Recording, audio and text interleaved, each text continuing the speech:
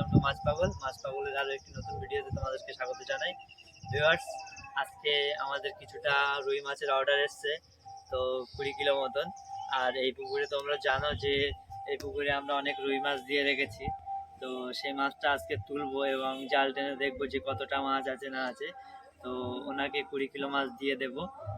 তো জাল টানার আগে সর্বপ্রথম আমরা জিওলাইট করিয়ে নেব পুকুরটায়, যাতে জাল টানার পরে পাক গ্যাস হলে যেন মাছের কোনো সমস্যা না হয়। পাকটা ঘেঁটলে তখন একটা পাক থেকে গন্ধ ছাড়বে, তো গন্ধটা কাটানোর জন্য সর্বপ্রথম আমরা এই জিওলাইট করিয়ে নেবো। এই জিওলাইটটা দেখো, তো আমি 1 কিলো পরিমাণে জিওলাইট নিয়েছি।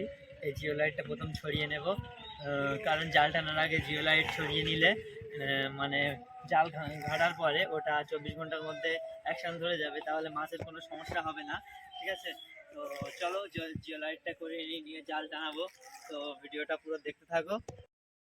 তো গাইস, তোমরা যারা নিয়মিত আমার ভিডিও দেখো তারা অবশ্যই জানবে যে আমরা সরাসরি বাঁকুড়া থেকে ডিম এনে পুকুরে ডিমের রেণুপোনা ফেলি, এবং আমরা পুকুরে রেণুপোনা ফেলেছিলাম প্রায় 20 থেকে 25 দিন।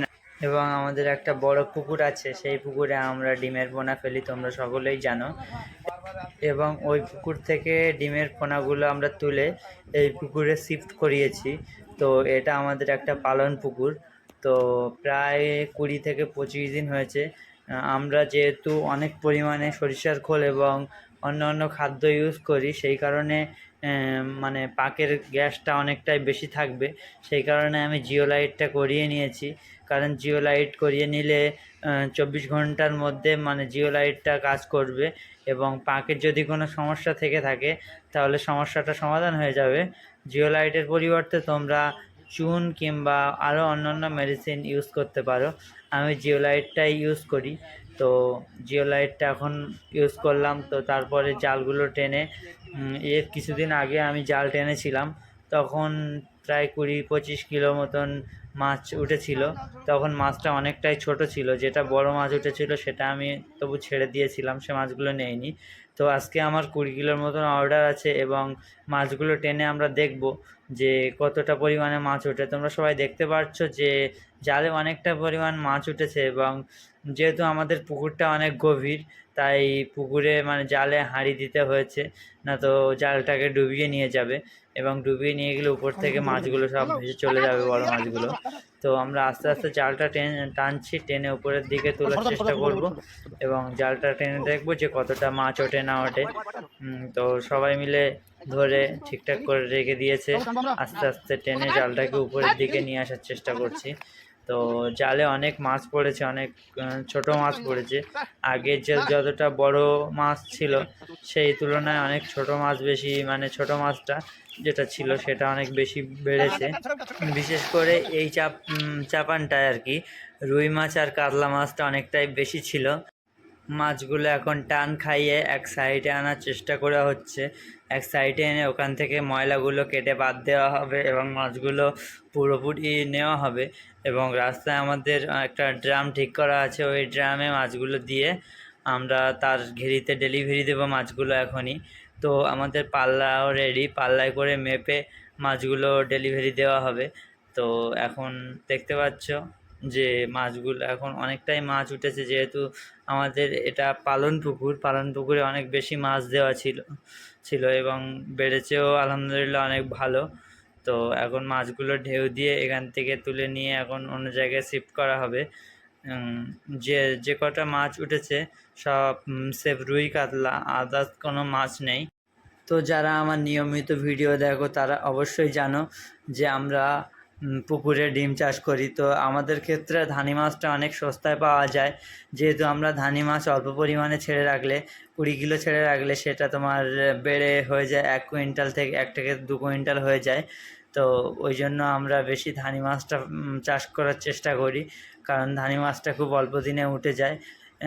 একটা পুকুরে তোমার 2 থেকে 3 বার ডিম ফেলা যায়, এবং পালন পুকুরে তোমার 3 বার মাছ পালন করে বিক্রি করে দেওয়া যায়। তো সেই কারণে আমরা অনেক ছোট মাছ চাষ করি। দেখতে পাচ্ছ স্রেফ রুই কাতলা মাছ কত সুন্দরভাবে মানে ধারে টান খাচ্ছে। তো মাছগুলো ফ্রেশ মাছ একদম আছে, দেখতে পাচ্ছ। ও একটা দুটো বড় মাছ এখান থেকে অন্য জায়গার থেকে লাফিয়ে লাফিয়ে এসছে, কিন্তু ওগুলোকে ধরে আবার অন্য সাইডে রিলিজ করে দেওয়া হবে, কারণ ও মাছগুলো এখানে রাখলে বেশি ক্ষতি করবে, অনেক মানে খাদ্য খেয়ে। আমরা যতটা আশা করেছিলাম যে আগের বারে যতটা বড় মাছ উঠেছিল সেই তুলনায় অনেক বড় মাছটা কম উঠেছে, বড় মাছটা উপরের জাল থেকে বেরিয়ে গিয়েছে, কারণ আগের বারে অন্য জাল ছিল, ওই জালটা একটু বড় ছিল, ওই জালে অনেক বড় বড় মাছ পড়েছিল।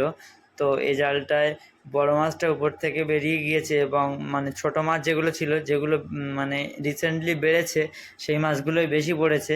তো প্রায় 50-60 কেজি মতন মাছ পড়েছে 20। তো দেখো মাছগুলো এখান থেকে ফ্রেশ করে তুলে এখন মাছগুলোকে ডেলিভারি দেওয়া হবে।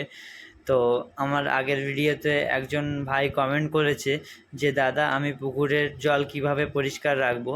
তো আমি বলবো তোমার পুকুরে যদি অনেকটা পরিমাণে জল কষ হয়ে থাকে তাহলে জলে তুমি ওটা ইউজ করবে, তাহলে অবশ্যই তোমার জলটা পরিষ্কার হয়ে যাবে এবং জলের অক্সিজেন লেভেল ঠিকঠাক মানে থাকবে। এবং মাছগুলোর যদি কোনো গায়ে কোনো সমস্যা হয়ে থাকে, যদি ঘা হয়ে থাকে, তাহলে তোমার ঘার দিক থেকেও সব দিক থেকে ঠিক হবে। আর যদি তোমার পাক গ্যাস হয়ে থাকে তাহলে অবশ্যই তুমি জিওলাইট ইউজ করবে। জিওলাইট ইউজ করলে পাকের গ্যাসটাও কমে যাবে, অক্সিজেন লেভেলও নিয়ন্ত্রণে থাকবে। তো ভিউয়ার্স দেখতে পাচ্ছ এখান থেকে এখন জালটাকে আমরা তুলে নেব এবং জালটাকে গুছিয়ে নিয়ে তো 20 কিলো মাছ ডেলিভারি দেওয়ার পরে এতে আমাদের প্রায় 30-40 কেজি মতন। ভিউয়ার্স জাল টানা কমপ্লিট হয়ে গেছে। তো আমরা যতটা আশা করেছিলাম যে বড় মাছটা উঠবে, মানে আগের বারে যতটা বড় মাছ উঠেছিল সে বড় মাছটা মানে জালের তোলা দিয়ে বেরিয়ে গিয়েছে, এবং ছোট মাছটা অনেকটাই বড় হয়েছে, সেই মাছটা বেশি পরিমাণে উঠেছে। তো একজনের 20 কিলো অর্ডার ছিল, তাকে 20 কিলো অর্ডার দিয়ে দিলাম এবং বাকি মাছটা আমি পুকুরে ফের ছেড়ে দিলাম। তো ভিডিওটা আর বেশি লম্বা করবো না, ভিডিও ভালো লাগলে লাইক কমেন্ট শেয়ার করো এবং চ্যানেলটি সাবস্ক্রাইব করে রাখো যাতে পরবর্তী ভিডিও মিস না হয়। আবারও দেখা হচ্ছে অন্য কোনো দিন মাছ পাগলের আরও একটি নতুন ভিডিওতে। ততক্ষণ ভালো থেকো, সুস্থ থেকো, সুরক্ষিত থেকো।